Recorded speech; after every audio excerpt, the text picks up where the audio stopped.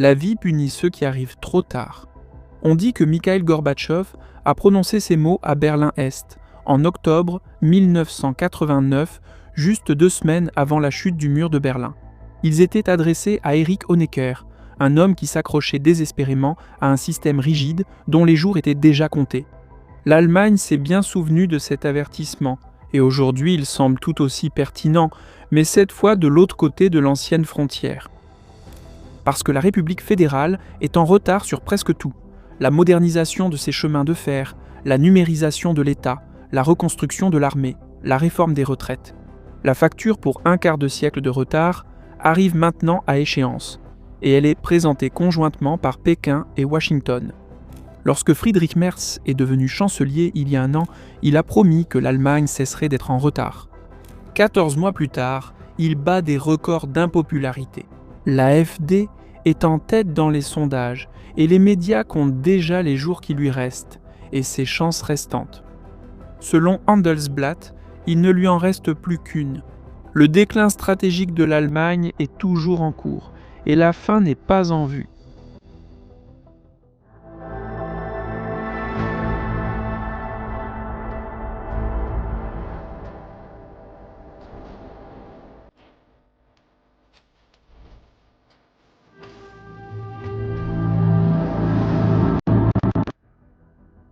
Les réformes promises par Merkel, un retour à la croissance et une Allemagne forte en Europe. 14 mois plus tard, elle bat des records d'impopularité.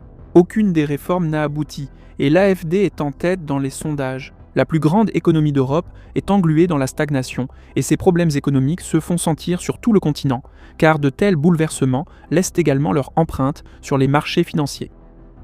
N'oubliez pas que tout investissement comporte des risques. Merkel a eu une seconde chance cette semaine, peut-être la dernière. Le quotidien économique allemand Handelsblatt a rapporté cela le 26 juin 2026. Ce commentaire faisait référence au projet de réforme des retraites que la chancelière a dévoilé le 24 juin et présenté le lendemain à la tribune du Bundestag. Il a terminé son discours par une déclaration sans équivoque. L'échec n'est pas une option. Selon Handelsblatt, la déclaration a été suivie d'une minute d'applaudissements. Cette démonstration de soutien a été un changement bienvenu pour Friedrich Merz après des semaines de prévisions sombres, a noté le journal avant de poser la question évidente. Le chef de la CDU peut-il enfin devenir ce qu'il a toujours voulu être, un chancelier réformateur ? La réponse dépendra avant tout de la capacité de Merz à mener à bien une réforme en profondeur du système de retraite allemand. Ce n'est pas juste un ajustement technique.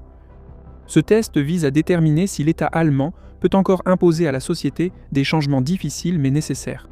Une population vieillissante, un nombre croissant de retraités, une base de travailleurs cotisants qui se réduit rendent le modèle actuel de plus en plus difficile à maintenir.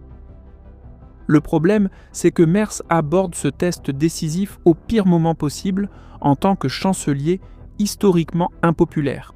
Il dirige un gouvernement auquel de moins en moins d'Allemands font confiance et dont de moins en moins attendent une réelle amélioration.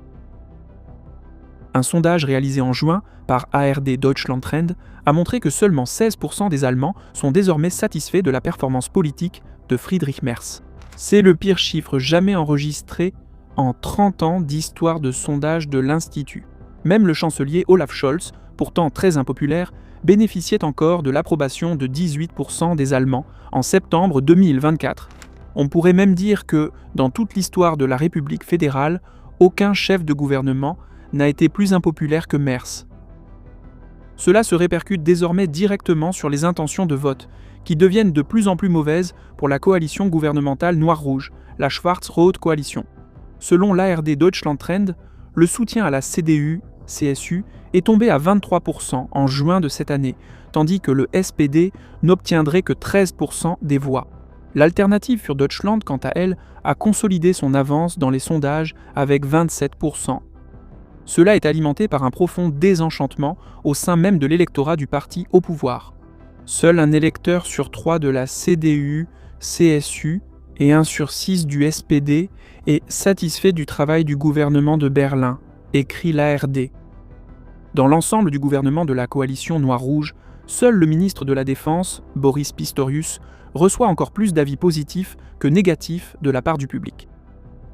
Les évaluations de la situation économique de l'Allemagne sont tout aussi sombres. Seuls 13% des personnes interrogées la considèrent positivement, le pire résultat depuis plus de 10 ans. Le sentiment public n'a été plus sombre qu'au plus fort de la crise de la zone euro. En lisant les notes, je cite, 4 personnes sur 10 s'attendent à ce que leur propre situation économique se détériore au cours des 12 prochains mois. En Allemagne de l'Est, ce chiffre atteint presque une personne sur 2. L'économie a désormais remplacé la migration comme principal problème en Allemagne. Pire encore, selon le ZDF Polybarometer, pas moins de 72% des Allemands ne sont pas prêts à faire des sacrifices personnels pour les réformes prévues. Il n'est pas difficile de comprendre pourquoi. Seuls 24% des personnes interrogées pensent que les actions du gouvernement apporteront une contribution significative à la résolution des problèmes du pays, tandis que 73% pensent le contraire. Voilà donc l'état d'esprit du public allemand au moment où la réforme des retraites commence. Une réforme que les médias décrivent déjà comme la dernière chance de Merz, tandis que le chancelier lui-même n'inspire pas vraiment une grande confiance quant à sa capacité à réussir. La critique la plus courante à l'égard de Merz concerne l'écart entre ses capacités rhétoriques et sa détermination à agir. Il est largement considéré comme un orateur très talentueux, capable de formuler des exigences audacieuses, voire radicales. Mais dès que ces exigences suscitent la controverse, il les adoucit immédiatement, les atténue et embrouille le sens. L'écart entre ce qu'il annonce et ce qu'il fait réellement devient alors énorme. On en vient désormais à le caractériser par la prudence et le chaos. Ainsi, un gouvernement profondément impopulaire, dirigé par un chancelier dont la cote de popularité est désastreuse, doit maintenant imposer des changements radicaux aux Allemands, alors même que ces derniers n'ont aucune intention d'en supporter les coûts. Cela ne semble déjà pas très prometteur. La première mesure concerne la réforme des retraites, élaborée par une commission dédiée. Elle a formulé 33 recommandations destinées à stabiliser l'ensemble du système face au vieillissement de la population, à l'augmentation du nombre de retraités et à la diminution du nombre de travailleurs cotisants. Le plan prévoit que le niveau des retraites restera inchangé jusqu'en 2031, avec des prestations indexées sur la croissance des salaires. Mais maintenir cette garantie risque de faire passer le taux de cotisation légal de 18,6% des salaires bruts, aujourd'hui à 23%.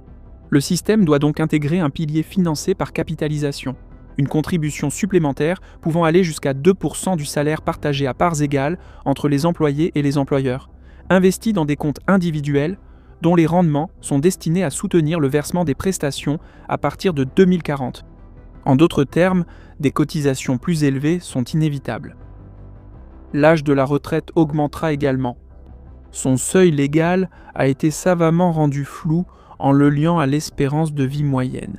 En pratique, cela signifie une augmentation progressive d'ici 2041, passant de 66 à environ 67,5 ans, soit au-dessus du plafond de 67 ans, auquel, selon la législation actuelle, l'âge de la retraite était censé s'arrêter. Le système obligatoire couvrira enfin aussi les travailleurs indépendants, les hommes politiques, les membres des conseils d'administration des entreprises et les fonctionnaires, dont les pensions étaient jusqu'à présent payées directement par le budget et dont les salaires n'étaient pas soumis aux cotisations de retraite.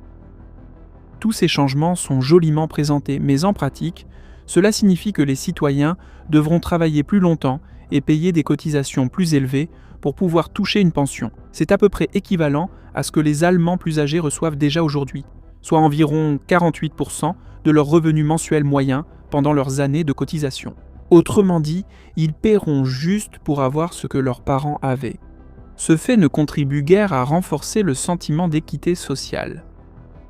C'est pourquoi la coalition veut rendre la réforme plus attrayante pour les électeurs en y ajoutant des allègements fiscaux, principalement destinés aux personnes à faible et moyen revenu. L'idée est que les Allemands ordinaires conserveraient en moyenne environ 500 € de plus par an dans leur poche. Mais cela signifierait une perte de recettes pour le budget fédéral d'environ 20 à 30 milliards d'euros. L'écart pourrait être comblé en augmentant le taux marginal supérieur de l'impôt sur le revenu, en instaurant un impôt sur la fortune ou en réduisant les dépenses. La CDU-CSU veut la dernière option. Le SPD exige une charge plus lourde pour les plus riches, et aucune des deux parties n'a l'intention de céder. L'escalade du conflit pourrait remettre en cause toute la réforme des retraites. Et cela se produit précisément au moment où d'autres réformes n'apportent pas les résultats escomptés et où les fondations de l'économie allemande grincent de plus en plus fort. Et chaque Allemand peut maintenant l'entendre. Mais le problème de la réforme des retraites n'est qu'un aspect d'un tableau bien plus vaste. Ce n'est qu'un des nombreux domaines dans lesquels l'État allemand a passé des décennies à vivre sur ses acquis, à reporter les changements nécessaires à plus tard, et les factures de ces retards arrivent maintenant toutes en même temps. Les Allemands ont ressenti à quel point ces problèmes sont profonds, littéralement dans leur chair une nuit de juin, lorsque les trains de tout le pays se sont soudainement arrêtés. Le soir du 23 juin 2026, vers 22h, la Deutsche Bahn a brusquement annoncé la suspension temporaire de tous les services ferroviaires. Des centaines de trains se sont arrêtés là où ils se trouvaient.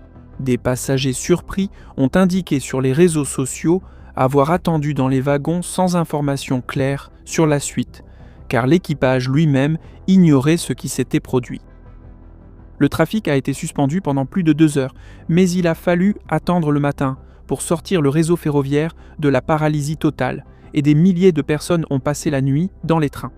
L'incident a été causé par une défaillance du réseau radio-numérique GSM-R. Au début, on a soupçonné des hackers russes de sabotage, mais il est vite apparu que le coupable était tout autre. Une mise à jour logicielle ratée sur un réseau basé sur une technologie 2G digne d'un musée dont l'âge d'or remonte aux dernières années du XXe siècle. Cette découverte a suscité l'incrédulité des médias allemands. Comment était-il possible que le système de communication de Deutsche Bahn repose encore sur une technologie aussi dépassée ? Sur ZDF, la question a été expliquée par l'informaticien Lukas Efflander, qui forme des spécialistes en infrastructures ferroviaires numériques à l'Université des sciences appliquées de Dresde. Comme il l'a souligné, le problème est un paradoxe. L'éducation a suivi le rythme du progrès technologique et c'est précisément pour cette raison qu'elle a cessé de former des personnes capables d'entretenir une infrastructure qui a à peine changé en 30 ans. Citation : « Nous parlons ici de la technologie 2G. Aucun de nos diplômés ne parle plus cette langue. » Il a souligné qu'il reste relativement peu d'employés qui savent utiliser l'ancien équipement.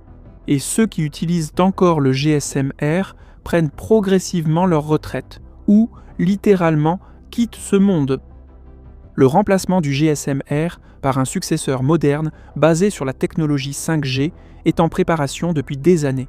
Mais l'ampleur et le coût du projet font qu'il reste bloqué à l'étape de planification.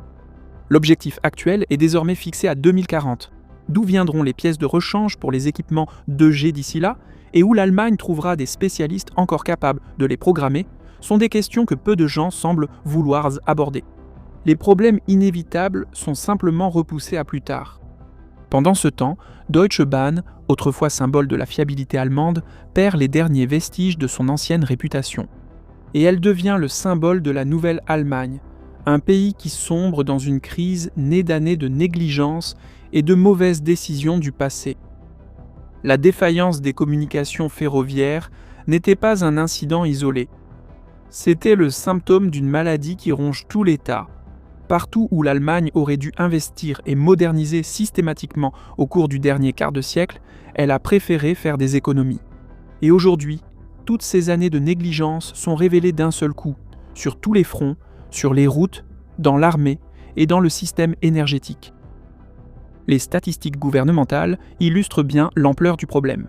Selon le ministère fédéral des Transports, environ 13 000 km de routes fédérales et 11 000 km d'autoroutes nécessitent une rénovation majeure, soit environ 1 km sur 5. Sur les chemins de fer, plus de 17 000 km de voies et près de 1200 ponts ont besoin de réparation, ce qui signifie qu'environ 30% de l'infrastructure devrait être réparée immédiatement. L'état de la Bundeswehr semble encore pire, du moins selon le rapport accablant publié par la Cour fédérale des comptes en mai 2025. Selon le document, les graves pénuries d'équipements sont le moindre des problèmes, car elles peuvent être comblées en quelques années grâce à de nouveaux contrats. il sera bien plus difficile de surmonter la situation catastrophique du personnel et le piètre niveau du commandement militaire. Sur les 183 000 soldats actifs recensés, la majorité accomplissait des tâches administratives ne nécessitant aucune compétence spécialisée et qui auraient tout aussi bien pu être effectuées par des employés civils. Cela s'accompagnait d'un phénomène décrit comme une surcharge hiérarchique, la Kopflastigkeit. Les forces armées, relativement modestes de l'Allemagne, sont commandées par pas moins de 220 généraux et amiraux. Ajoutez à cela 15 000 officiers d'état-major supplémentaires et 23 000 officiers de ligne. Selon le rapport, depuis 2010, le nombre de postes d'officiers et d'état-major dans la Bundeswehr a augmenté de 31%. Dans le même temps, l'armée vieillit progressivement et fait face à d'énormes difficultés pour attirer de nouvelles recrues. Les lacunes sont donc comblées en augmentant le nombre de militaires de carrière au détriment des soldats sous contrat, ce qui aggrave encore la structure d'âge. En 2010, l'âge moyen d'un soldat allemand était de 28,5 ans. En 2024, il était passé à 34 ans. Le remède serait un afflux important de jeunes engagés sous contrat. Et en effet, l'amélioration visible de l'état des forces armées et des infrastructures devait être l'une des cartes de visite du gouvernement Merz.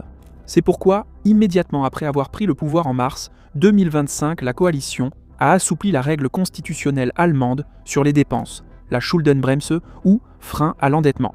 Grâce à des montages financiers, les dépenses du budget fédéral pour 2026 ont été augmentées de 21,5 milliards d'euros pour atteindre 524 milliards d'euros, tandis que la dette de l'Allemagne devrait augmenter cette année de près de 100 milliards d'euros. En plus de cela, un fonds spécial hors budget pour l'infrastructure et la neutralité climatique a été créé pour les dépenses de modernisation, l'infrastructure, la défense et la numérisation, avec jusqu'à 500 milliards d'euros placés à l'intérieur. Il est cependant vite devenu évident que le fait d'injecter d'énormes sommes d'argent dans une structure dysfonctionnelle ne la répare pas automatiquement. À la milieu de l'année 2026, le rythme des travaux routiers et ferroviaires était déjà plus lent que prévu, et le principal défi était simplement de dépenser les fonds disponibles. Sur les 107 jalons prévus pour 2026 seulement, 26 avaient été atteintes à la fin du mois de mai. Reuters a rapporté le 1er juin. Le ministère des Finances a donc introduit un indicateur spécial de progrès et d'impact pour mesurer le rythme de la mise en œuvre des projets. Il se situe actuellement à environ 54% de l'objectif adapté. Selon les propres évaluations du ministère, l'investissement s'enlise, surtout à cause de longues procédures de planification et d'appels d'offres, de négociations lentes entre le gouvernement fédéral et les gouvernements des Länder, et d'un manque d'ouvriers qualifiés dans le bâtiment. De nouvelles règles pour dépenser l'argent du fonds ? Merz avait promis des procédures plus simples et moins de bureaucratie. Mais comme nous pouvons le voir, même avec le projet phare de son propre gouvernement, cela ne se concrétise toujours pas. Il en va de même pour la Bundeswehr. Bien que les dépenses de défense atteignent 83 milliards d'euros cette année, les forces armées n'ont augmenté que de 3 000 soldats au cours de l'année écoulée. Les gars, 2 annonces avant de continuer. Premièrement, CRI, qui traduisait GTBT Ukraine avant de s'engager dans l'armée de l'air ukrainienne, a lancé une collecte de fonds pour recueillir de l'argent afin de construire des abris pour les systèmes sans pilote ukrainiens, afin de les protéger des drones russes à longue portée. Vous pouvez soutenir la collecte de fonds via le lien ci-dessous. Deuxièmement, comme vous le savez peut-être déjà, nous continuons à publier la série au format court de GTBT appelée Essence. En gros, ce sont nos épisodes transformés en petites capsules de 8 à 10 minutes. Et non, le comédien de doublage n'est pas une intelligence artificielle. Salut Barney. Bon, passons à la suite. Mais la défense n'est pas la priorité numéro 1 du chancelier. Merz sait parfaitement que le sort de son gouvernement et la place de l'Allemagne dans le monde seront décidés par autre chose. La compétitivité de l'économie. Pendant des décennies, elle a été le fondement de la puissance allemande, et aujourd'hui, elle s'effondre plus vite que tout le reste. Et parallèlement à la réforme des retraites, le maintien de cette compétitivité devait dépendre d'une forte baisse des prix de l'énergie. Dès le 24 décembre de l'année dernière, le Handelsblatt rapportait, je cite, « Le gouvernement fédéral subventionnera les prix de l'électricité en 2026 à hauteur de 29,5 milliards d'euros. C'est ainsi que Merz comptait tenir la promesse qu'il avait faite un mois plus tôt de l'électricité bon marché pour les entreprises et les ménages allemands, pour empêcher l'industrie à forte consommation d'énergie de quitter l'Allemagne et pour rétablir l'adhésion du public à la transition énergétique. En pratique, la taxe sur la valeur ajoutée de l'électricité a été réduite et les frais de réseau ont été diminués de plus de moitié, tandis que le gouvernement compensait les opérateurs de réseau et les compagnies d'énergie pour la perte de revenus par le biais de subventions. La malchance de Merz fut que, juste au moment où il commençait à mettre en œuvre sa réforme, Donald Trump a frappé l'Iran, et l'Iran a réagi par des attaques contre les infrastructures gazières des États du Golfe et un blocus du détroit d'Ormuz. Les prix des combustibles fossiles ont grimpé en flèche. Et bien que les énergies renouvelables dominent le système énergétique allemand, les prix de l'électricité sont finalement déterminés par les coûts du combustible des centrales électriques conventionnelles au gaz et au charbon, qui stabilisent le réseau. En conséquence, alors qu'un kilowattheure pour les ménages coûtait 40 à 42 centimes en 2025 aujourd'hui, il coûte encore environ 39 centimes. Et cela malgré une réduction massive des impôts. Les ménages allemands paient environ un tiers de plus pour l'électricité que la moyenne de l'UE, malgré les efforts impressionnants du pays pour s'éloigner des combustibles fossiles. Euronews a rapporté le 1er juin 2026. Cela n'a certainement rien fait pour améliorer l'humeur des électeurs, qui se souvenaient des promesses du chancelier faites au début de l'année, lorsqu'il avait dit qu'ils verraient bientôt des factures d'électricité moins élevées. Pourtant, une chose ne peut pas être niée. Merz a réorienté les subventions d'une manière qui a sérieusement réduit les coûts énergétiques pour l'industrie. En juin 2026, les prix du marché pour les petits et moyens consommateurs industriels étaient en moyenne de 17 à 23 centimes par kilowattheure. Tandis que pour certaines entreprises à forte intensité énergétique, un programme spécial de subvention limite le coût réel à environ 5 centimes par kilowattheure. Le problème, c'est que même ce rare succès concret pour le chancelier pourrait encore être gâché. L'électricité bon marché devait maintenir la compétitivité de l'industrie allemande. Mais à quoi cela sert-il si les marchés sur lesquels cette industrie a gagné de l'argent pendant des décennies se ferment maintenant sous ses yeux? De l'autre côté de l'Atlantique, Donald Trump impose des droits de douane. Et à l'Est, la concurrence chinoise subventionnée s'impose sur les marchés mondiaux. L'économie allemande se retrouve prise entre le marteau américain et l'enclume chinoise. Et cet étau qui se resserre est désormais plus dangereux pour Berlin que tous ses manquements en matière d'infrastructures réunies. Dans un article publié le 30 juin, le Handelsblatt a rapporté, citation, « La réduction de la bureaucratie ainsi que des réformes fiscales et du marché du travail figurent à l'ordre du jour de la réunion du comité de coalition de mercredi. » Mais les dirigeants du gouvernement aborderont aussi une question sensible de politique étrangère, le durcissement de la politique commerciale envers la Chine. Le journal a poursuivi en expliquant, je cite, « Ces derniers mois, la coalition a pris de plus en plus conscience de l'impact douloureux du choc chinois sur l'industrie allemande. Les fabricants chinois rattrapent leur retard technologique dans un nombre croissant de secteurs clés, entrant sur le marché mondial avec une surcapacité soutenue par l'État et des prix agressifs. » Fin de citation. Mais ce n'est là qu'une partie de la dure réalité. Une image plus complète apparaît lorsque l'on examine comment la balance commerciale de l'Allemagne avec ses deux principaux concurrents, les États-Unis et la Chine, a évolué au cours de l'année écoulée. Le moteur de l'économie allemande, c'est l'exportation de biens industriels. C'est cela qui a permis à un pays de 80 millions d'habitants relativement petit à l'échelle mondiale de devenir l'un des plus grands exportateurs du monde, juste derrière la Chine et les États-Unis. C'était déjà le cas autrefois, et ça l'est encore. Mais au premier trimestre 2026, les exportations allemandes vers les États-Unis ont chuté de 12% sur un an, tandis que les importations ont augmenté de près de 2%. Pendant 33 années consécutives, la République fédérale avait enregistré un excédent commercial avec les États-Unis. Et soudain, en l'espace d'une seule année, cet excédent a diminué de 30%. La politique tarifaire de Donald Trump en est principalement responsable. Mais cela ne change pas le fait fondamental. L'ère du commerce transatlantique sans barrières est terminée. Dans le même temps, les exportations allemandes vers la Chine ont chuté de 12,5% sur un an, tandis que les importations en provenance de la République populaire de Chine ont augmenté de plus de 6%. Il y a à peine 10 ans, l'excédent commercial de la Chine avec l'Allemagne ne s'élevait qu'à environ 10%. Cet équilibre relatif s'est effondré pendant la pandémie, et 2025 a marqué l'histoire. Le déficit commercial de l'Allemagne avec la Chine a atteint un record de 87 milliards d'euros, soit 20 milliards de plus que l'année précédente.